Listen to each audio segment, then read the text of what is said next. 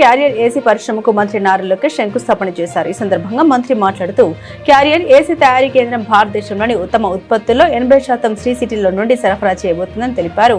కుటుంబంలో తల్లి ప్రేమ ముందు ఓ తండ్రి చేసే త్యాగాలు పిల్లల కంటికి తెలియదన్నారు. అలాగే ముఖ్యమంత్రిగా చంద్రబాబు రాష్ట్ర ఆర్థిక వృద్ధికి చేసిన కృషిని కొందరు సరిగ్గా అర్థం చేసుకోరని, అయినా కూడా ఆయన అనుకున్నది సాధిస్తారని చెప్పుకొచ్చారు. పారిశ్రామికవేత్తలకు ఏ రకమైన సేవలైనా ఒక వాట్సాప్ మెసేజ్ తో చేయడానికి కూటమి ప్రభుత్వం సిద్ధంగా ఉందని మంత్రి స్పష్టం చేశారు.